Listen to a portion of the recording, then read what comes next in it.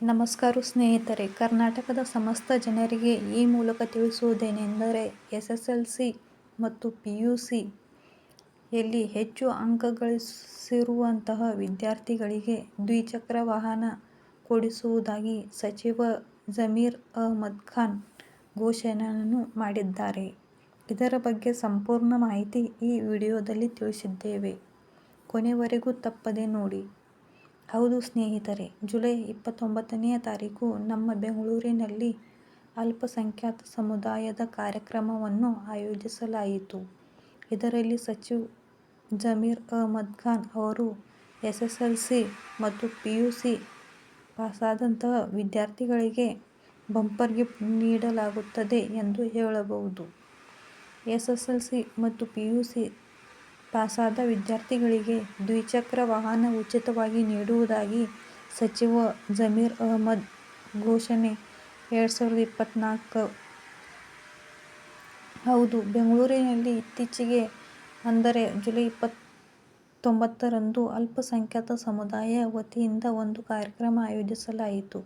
ಈ ಕಾರ್ಯಕ್ರಮದಲ್ಲಿ ಸಚಿವ ಜಮೀರ್ ಅಹ್ಮದ್ ಖಾನ್ ಅವರು ಎಸ್ಎಸ್ಎಲ್ಸಿ ಮತ್ತು ಪಿಯುಸಿಯಲ್ಲಿ ಹೆಚ್ಚು ಅಂಕ ಗಳಿಸಿದಂತಹ ವಿದ್ಯಾರ್ಥಿಗಳಿಗೆ ತಮ್ಮ ಸ್ವಂತ ಖರ್ಚಿನಲ್ಲೇ ದ್ವಿಚಕ್ರ ವಾಹನ ಕೊಡಿಸುವುದಾಗಿ ಘೋಷಣೆಯನ್ನು ಮಾಡಿದ್ದಾರೆ.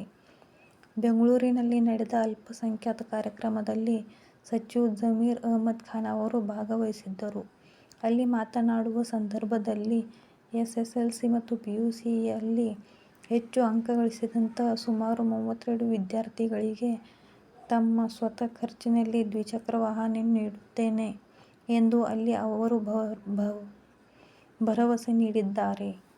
ಅಲ್ಲಿ ಬೆಂಗಳೂರಿನಲ್ಲಿ ಇರುವಂತಹ ಸ್ಥಳೀಯ ವಿದ್ಯಾರ್ಥಿಗಳ ಅರ್ಹತೆ ಮೇರೆಗೆ 32 ವಿದ್ಯಾರ್ಥಿಗಳನ್ನು ಆಯ್ಕೆ ಮಾಡಲಾಗುತ್ತದೆ. ನಂತರ ಅವರಿಗೆ ಚಕ್ರ ವಾಹನ ಅವರ ಮನೆಯ ಬಾಗಿಲಿಗೆ ತಲುಪಿಸುತ್ತೇನೆ ಎಂದು ಕೂಡ ಸಹ ಭರವಸೆಯನ್ನು ನೀಡಿದ್ದಾರೆ.